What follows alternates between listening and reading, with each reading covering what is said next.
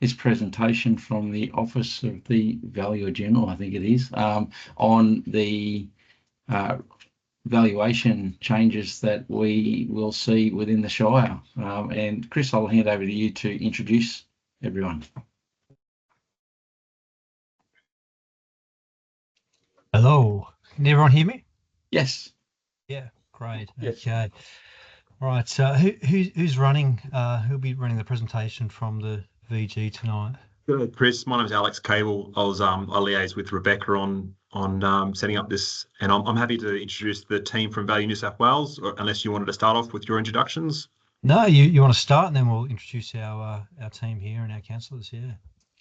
Yeah, sure. So from Value New South Wales side of things, we've got Adrian, who's our director in Value New South Wales. We've got members of the commercial and rural and residential valuation streams of Value New South Wales. We've got Stacey, Glenn, Williams, Nigel. We've got Shane, and myself, Alex Cable from Value New South Wales. Thanks for having us. Lovely. Thanks for coming along. You got to cast 1,000 tonight. Okay, I'll quickly do the intros across our screen. I'll just start from the top of mine. So firstly, we get our Mayor, Councillor Stephen Allen, at the top of my screen. Next to him is Mark Griffin, our General Manager. Good evening, all. Yep. Next, I've got Andrew O'Keefe, Councillor Andrew O'Keefe, to the left-hand side of mine, and Councillor Joe Brotherton. Next one is Ashley Greenwood. He's our Deputy General Manager of Operations. Next, I have Sam Tate. He is the Deputy General Manager of Corporate Community Services in an acting capacity tonight. Councillor Graham Shepherd in the next row, and Janita Fergus, our Revenue Supervisor as well. And I'm the Chief Financial Officer. So, I've missed Dominic, Councillor Dominic King as well down the bottom there. So, apologies, Dominic. And we've also Anyone got else? Councillor Jenny Fenton has just joined us as well. Okay. On the second screen, yeah, sorry. Yep. Hello, Jenny. Okay, so we might hand it over to you, Alex, and yeah, get straight into it. We are limited on time. We've got another workshop straight after this one. So yeah, if we can do this in, say, 20 minutes, I don't know if that suits you guys. We'll do our very best. I think it's pretty compact. I mean, obviously an info pack has come around ahead of time, so you've been able to have a look at that. And we're happy to take questions, but yeah, happy to take it in any form really after our presentation or during.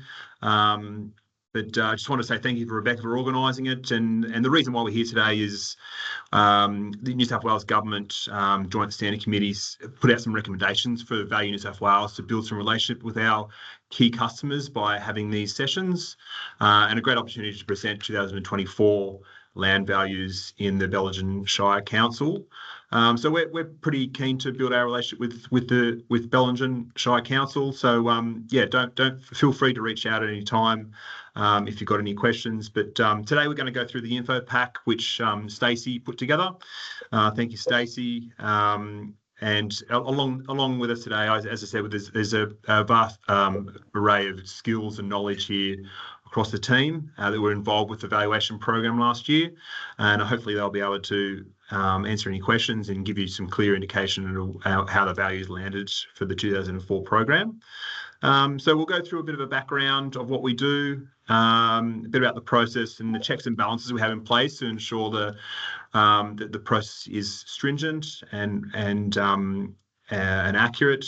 Accuracy and consistency is pretty important to us. Go a little bit through methodologies, but I'll share the presentation if that's all right. And that would be great, Alex, because I don't think any of us have actually received the info pack from Rebecca, if that was who it was sent to. So that would be great. So the info pack, and it will say here in a minute what's actually in the info pack, but there's a series of documents included, a value fact sheet, a bit about the process. I can send it again if you want later on, so you've got the full pack. But I might just pass over to Glenn, who's going to take you through the introduction, and you'll hear from the various valuers as we go along. Glenn, Okay. on the right page, mate. Yep, thank you. Mayor, councillors, management, staff, guests and colleagues, thanks for the opportunity to discuss with you this evening of what Value New South Wales do and what we provide in terms of values and the state of the market. Before you start, as Alex indicated, if there are any questions, it would be greatly appreciated if at the end of the day, you just wait to the end of the presentation. So I'll start off with the purpose of the meeting to provide a description of the land value system and explain how values are determined, a general overview of land values within Belligent local government area as of the 1st of July 2024, land value movements for Belligent between general valuation year 2022 to 2024 base dates. Next slide, please, Alex. Yep. Okay, you'll find that with the pack, as Alex indicated, if you haven't got it, we're more than happy to resend it to you. You'll find that there's a land value fact sheet, a guide to the value for general review process, understanding land values fact sheet, a media release for the region, 2024 land values, and a copy of this presentation. Next slide, please, Alex. Thank you. Can you see that one? Yep, thank you. Rating and taxing quality assurance. Value New South Wales form part of the Department of Planning, Housing and Infrastructure. We support the Valuer General, who's an independent authority appointed to oversee the impartial land values in New South Wales. Rating and taxing quality assurance team is appointed to ensure that they meet the highest quality standards that are required.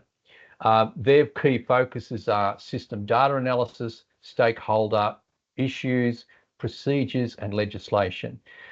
We like to think of the three layers of quality assurance through the verification process. First off, this is undertaken by Value New South Wales in-house rating and taxing and also contractors. We have a three-tiered verification process. We have categorised them numerically in terms of risk 1 category, risk 2 category and risk 3 category.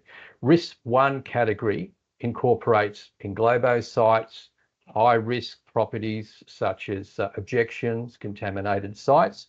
These particular properties are valued on an annual basis. We then have risk category 2.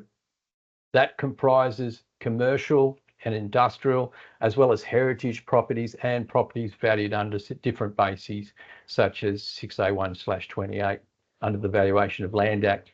These properties are verified. In other words, they're looked at every year, reviewed and verified as being correct every 3 years. And then finally, there are risk 3 categories. These categories are those properties that are predominantly residential or open space, and they are verified every 5 years. So 20% of those are verified every year. On top of that, we have within the in-house rating and taxing team, and also within contractors, we have vigorous statistical checks and measures that we do to ensure that the values are correct and have consistency throughout. And then finally, we have the quality assurance team who acts as an independent body to go out there and make sure that those particular properties and the processes are done accurately. Can I have the next slide, please, Alex? Okay, key statistics statewide. 2.7 million in New South Wales land values valued every year. $2.98 trillion in New South Wales land value total in 2024. 128 local government areas serviced. 840,000 New South Wales land values reviewed every year through the verification process. 54,000 properties were analysed in 2024 and 11 valuation contract areas. Next slide, please, Alex. Valuation methodology. I'll go through this briefly because of the time constraints that we have, but properties are valued under 6A of the Valuation of Land Act. They generally comprise value of the land only, assuming vacant site. Land values are of the highest and best permitted use based on the current zoning, planning and restrictions. The valuation is full, free, fee simple in possession and a sale of the land is assumed, and the land being valued is at 1 July 2024 for this particular year. Values are valued, and what we do first in the instance is we place them into components. These are essentially groups of properties which are very similar in nature. Primarily the first priority is the zone, and then we value them according to, say, location and other property attributes. We utilize a primary benchmark, which is within 5% of the median value within the data set of values within that component. And we look at the benchmark properties that represent the range of properties within the component. We look at a broad range of sales evidence. The primary benchmark is individually valued, and the calculation, its rate of change from the previous year. The rate of change is called the component factor. We also utilize reference benchmarks to be individually valued and checked against the component factor. Quite often we have reference benchmarks in the upper quartile of the data series and the lower quartile of the data series, but we also have benchmarks in other locations such as the village areas, which may operate dissimilar to the normal valuation process. The component factor, we've covered that. So valuers analyse sales evidence during the valuation process, including sales of vacant land and improved properties. Valuers adjust the sale price to remove the added value of improvements, and they reflect the property market as of July of that valuation year. A valuation sales report that lists the sales that the valuer has considered in determining the land value are available. In summary, properties are grouped together in components, first and foremost by zoning. The primary and reference benchmarks are selected. A broad range of sales evidence is analysed. The primary benchmark is valued. Reference benchmarks are then valued. The component factor is applied to the component. Values are then quality assured to ensure accuracy and consistency. Can we go to the next slide, please, Alex?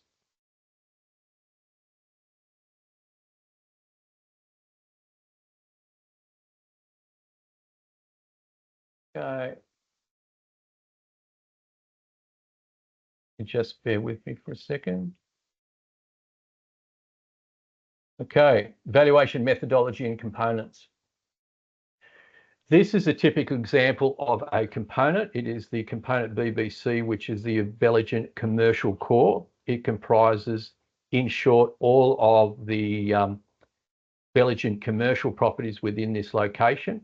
You will see that the iridescent purple outlined in red is, I would assume, is the primary benchmark based on our mapping tool, and the two other properties are reference benchmarks. These properties are valued individually, and then what's happened is we apply a factor to the component to formulate our values. We'll go to the next slide, please, Alex. Sales of improved properties as well as vacant land are used in determining land values. When analysing an improved sale to calculate the land value, the added value of improvements is deducted from the purchase price of the property to give an analysed land value. The added value is not the replacement cost or the insurance value of the improvements. It is evidence-based, using additional analysis of the market to determine the added value ranges for the property and its relevant government area.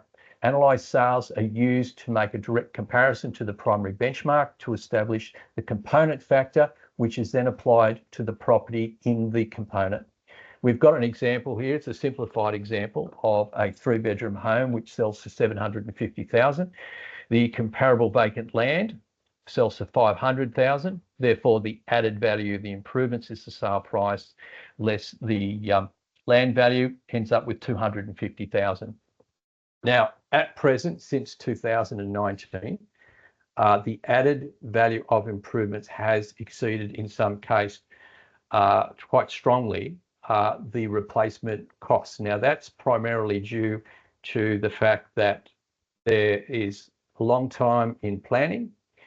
We have cost escalation, risk associated with building, And quite often buyers go out there into the market, and what they do is they look for turnkey products, and they're prepared to sacrifice, in short, some of their considerations to basically move in within the 6-week settlement period.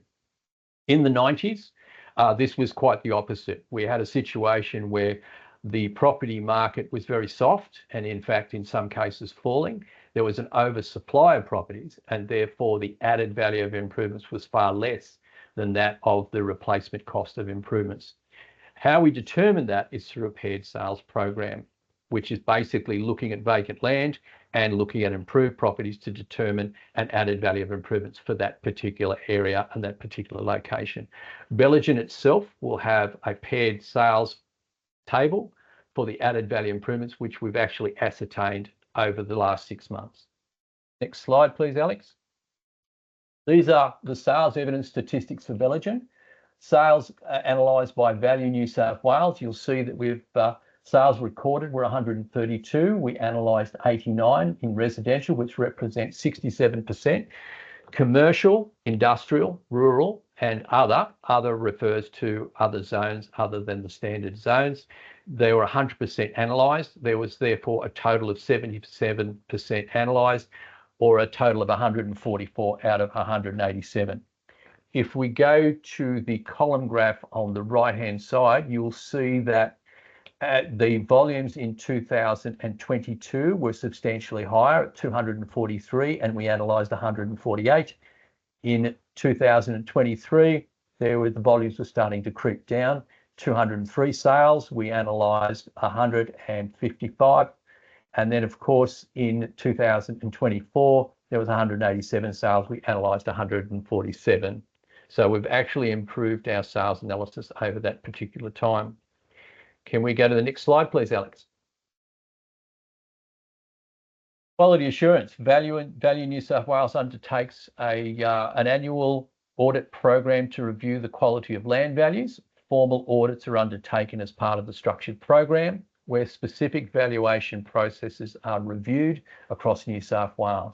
Statistical and parameter checks are completed on an annual basis, and recommendations are made to assist improvements to the valuation processes of valuation staff and contractors. Identified issues requiring valuers to amend land values and or valuation processes, and monthly meetings are held between the managing valuer and the valuation contractors. These meetings review valuation program progress and review items according to specific registers. Next slide, please, Alex. Objections. Landowners and councils can object to the issued land values within 60 days of receipt of the notice of valuation. Objections are undertaken by an independent third-party valuation contractor or by an internal VNSW not involved in the original valuation process. A preliminary report is issued to the landowner, who can make a further submission of areas of fact only once the matter has been finalised. In some circumstances, the informal conference can be conducted where VNSW and the objector will discuss any factual errors. Owners have the right to appeal to their objection and heard in the Land Environment Court if they're still dissatisfied. If you gentlemen and ladies look to the table to the right, you'll see that these are the Bellingen objections from 22 to 24. To date, we have 3 objections as of the publication date of this document, of which the 3 are still pending. Within a land tax year in 2023, we had 1 with 1 disallowed.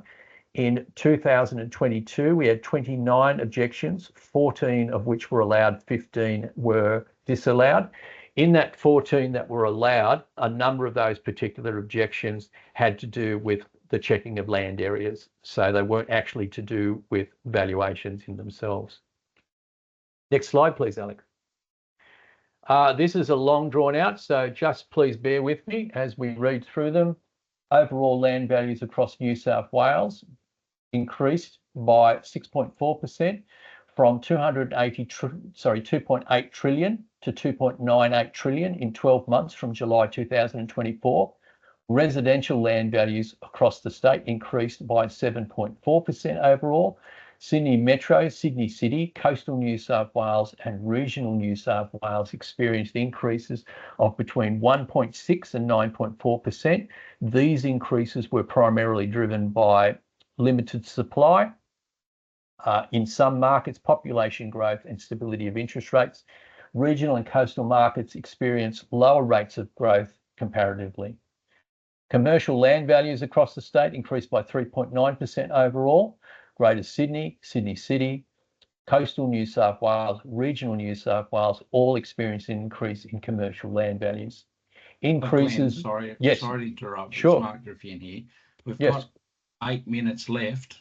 Yeah. I'd say Okay. you've still got 7 slides left, and we need some Oh, okay. questions. Yeah. So, I'm more than happy to move through this one. So let's go no to the worries. next slide. Thanks, mate.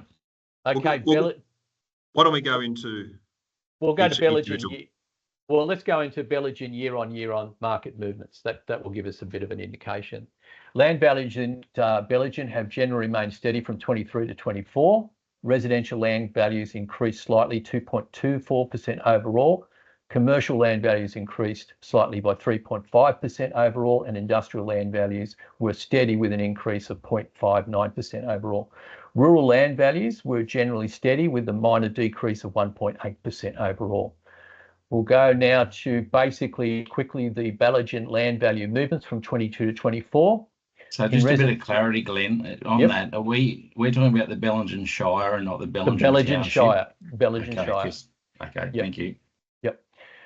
In residential, we had a 0.56% increase in land values. In commercial, we had a 4.64% increase of land values.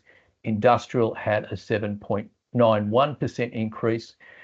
Rural came back marginally by 0.11%. Other, which includes the other zones such as special use, that had a 9.58% increase, and overall there was a 0.74% increase. Quickly, the pie chart on the right, you'll see that residential values comprise most of the market. Now, the residential market commentary since 2022, so we're in the final stages now. Residential land values remained steady from 22 to 24. The trend was consistent throughout the residential areas due to the continued demand for Bellingen as a lifestyle destination. The exceptions were the lifestyle home sites in Kalang and the Thora Valleys, which showed a slight decrease following a long and large continued growth during that time period. I'll just do a quick snapshot before I pass it on to my colleague, Stacey Parks. In terms of land values, R1, Dorrigal Residential, as an example, increased from 2022 to 23, 7.5%. In 23 to 24, increased by 11.6%. The R1 Coastal Villages from 22 to 24 decreased by 5% and remained no change from 23 to 24. Urunga Residential went from 22 to 23, a decrease of 8.1%, with a decrease an increase from 23 to 24 at 2.8%. And of course, the Dorrigo R5 zone plateau, that had no change in values from 22 to 24. Moving on, I'll move and pass on to my colleague, Stacey Parks, who will now talk about the commercial and industrial market sectors. Hi, the commercial market saw between 22 and 24 had a slight increase in values.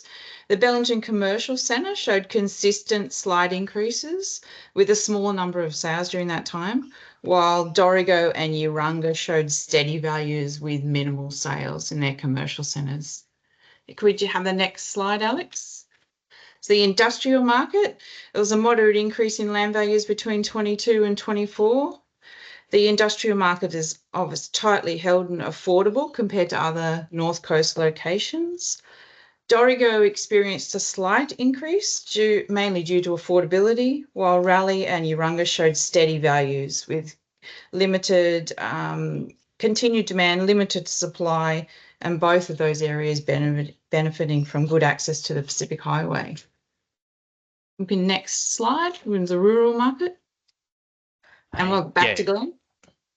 Well, actually, it was Kashan or Jackson, but in essence, Oh, okay. Kishan, would please follow through. Yes, sir. How you all? I'll get you all through the rural market for Bellingen.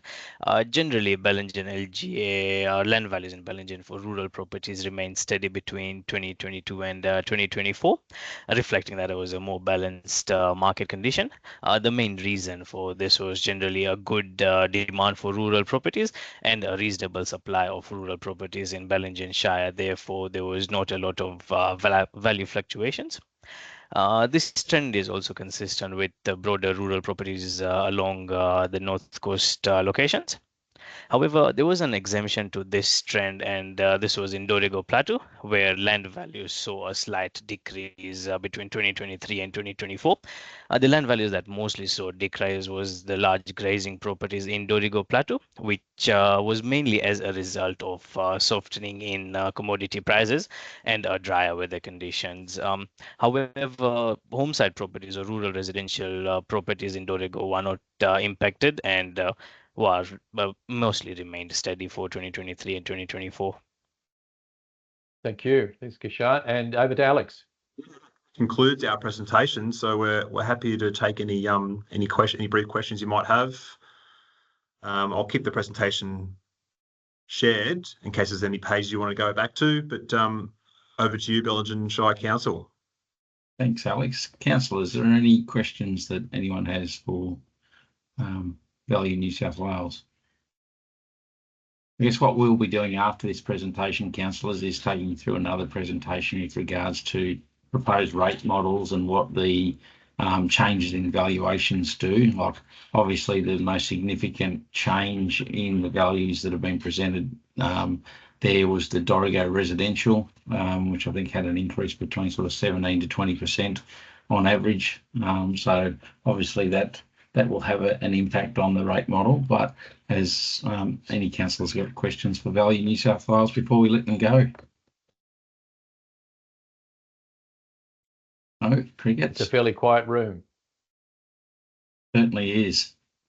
Thank you very much for the opportunity to discuss. Thank you, everyone. You know, thank you, and we do appreciate you guys coming along. It's not the easiest subject to present on, but it is a very important subject for us, obviously, in our ability to then sort of spread the rate burden across the whole Shire. So thank you very much for the work that you do. Thank you. Thanks so much. Have a good evening. All right, Have a wonderful evening. Thank you. Bye. Thank you. Thank you all.